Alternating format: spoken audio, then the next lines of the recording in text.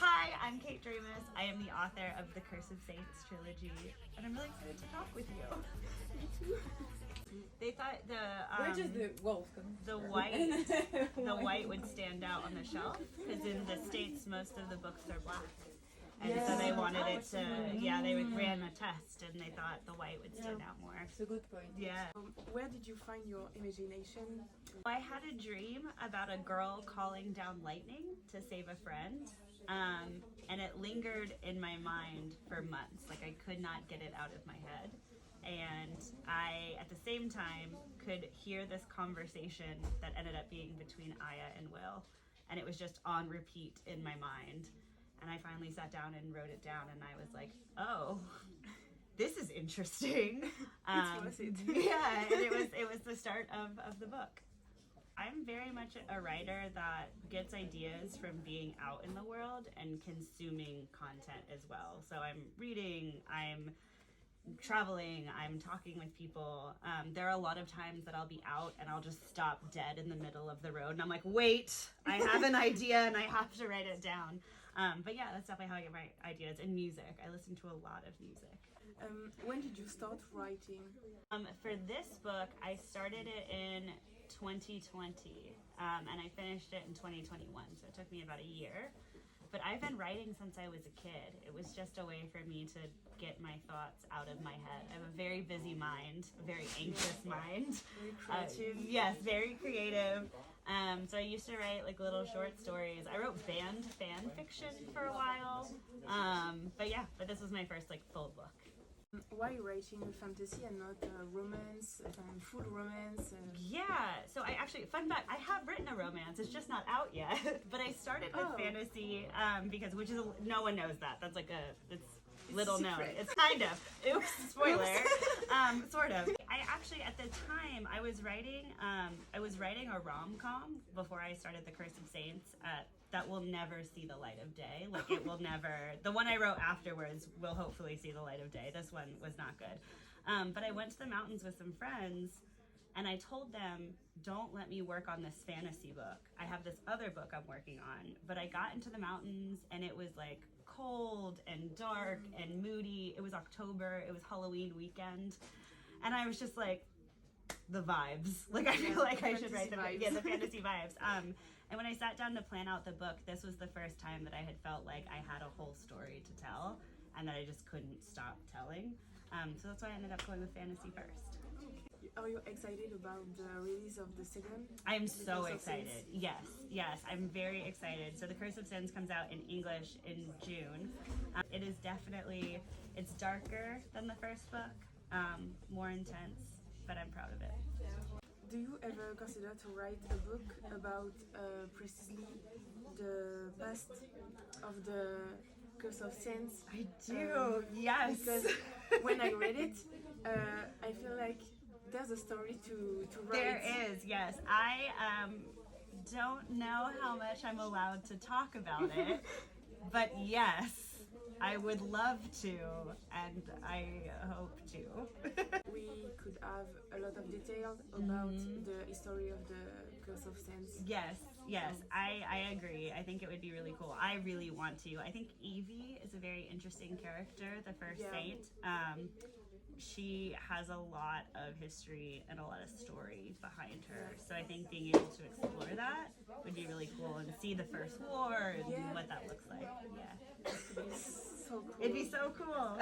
My favorite thing about writing my books, that's such a good question. No one's ever asked me that before and I don't know. I think what I love most is getting to share stories with readers and like see what resonates with them. And like I think stories are a great way to help us process our own emotions, and so as much as I process my feelings and my thoughts while writing, I think probably the greatest part of it for me is also hearing a reader say like I felt seen, or I resonated with this part, or I feel like I struggle with this too. It just reminds me how connected we are, and I love that. Yeah, it's a good community. It is. What's your favorite stage of the writing writing process? I was gonna say my favorite stage of the writing process is drafting, but I'm drafting book 3 right now and I'm really struggling. But I think I like the beginning of a completely new story. Like I like starting from scratch. Like writing book 1. I mean, writing each book is really fun, but writing book 1 was so fun because you're discovering the world and the story and everything. And I like that kind of like fresh start. Yeah, like, you know, there's anything is possible. The story can go anywhere. And I think there's less pressure when you're coming up with something brand new versus when you're, you know, continuing on in something, because you get to just imagine and use your imagination. So I love that part. Yeah, but when I'm home, if that's like the sole thing I'm doing, it's mostly just writing every day. Do you write in a retreat? Yes, yeah. So I used to go to the mountains a lot when I wrote The Curse of Saints. For The Curse of Sins, I did just like a retreat by myself. I went out to a lake and I just shut myself away.